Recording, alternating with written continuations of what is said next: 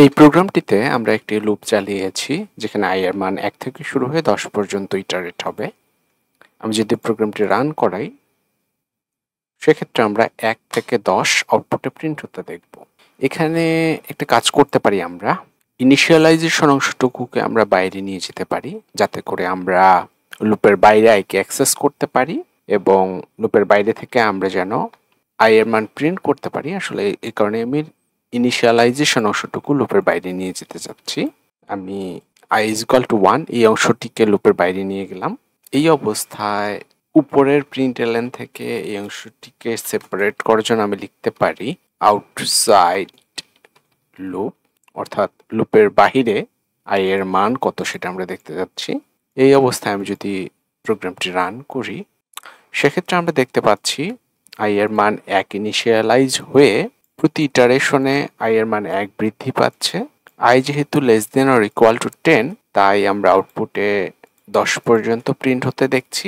i এর মান যখন 10 তখন 10 এই প্রিন্টএলএনটি থেকে প্রিন্ট হয়ে i এর মান 1 বৃদ্ধি পাবে 11 এবং 11 যেহেতু 10 এর থেকে বড় তাই লুপটি টার্মিনেট করছে এবং আমরা আউটসাইড লুপে i এর মান পাচ্ছি 11। যদি এমন কোনো সিচুয়েশন আসে যখন কোনো পার্টিকুলার কন্ডিশনের জন্য আমাদের লুপের এক্সিকিউশন থামিয়ে দিতে হয় সেক্ষেত্রে আমাদের জাভাতে ব্রেক স্টেটমেন্টটি আমরা ব্যবহার করতে পারি।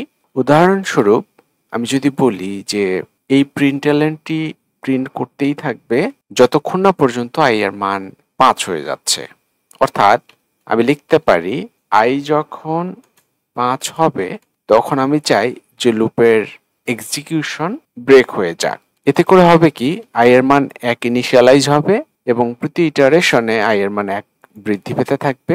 এভাবে বাড়তে বাড়তে i এর মান 1 থেকে 5 পর্যন্ত আমরা আউটপুটে পাবো এবং যখনই i এর মান 5 হয়ে যাবে সেই অবস্থায় এই ইফ কন্ডিশনটি সত্য হওয়ার কারণে, যেহেতু আমরা এই ইফের এগেইনস্টে আমরা এখানে একটি সেকেন্ড ব্র্যাকেটও দিতে পারি, যেহেতু একটি স্টেটমেন্ট রয়েছে এখানে আসলে সেকেন্ড ব্র্যাকেট বা কার্লি ব্রেস ব্যবহার করা এবং না করা একই বিষয়।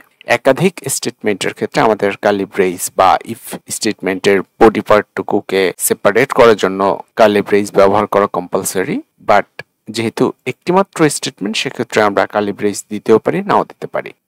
এখন i এর মান যখন বাড়তে বাড়তে 5 হয়ে যাবে তখন আমরা এখানে প্রিন্টএলএন থেকে 5 প্রিন্ট হতে দেখব এবং i এর মান 5 কিনা এই কন্ডিশনটি সত্য হওয়ার কারণে আমাদের ব্রেক স্টেটমেন্টটি এক্সিকিউট হবে।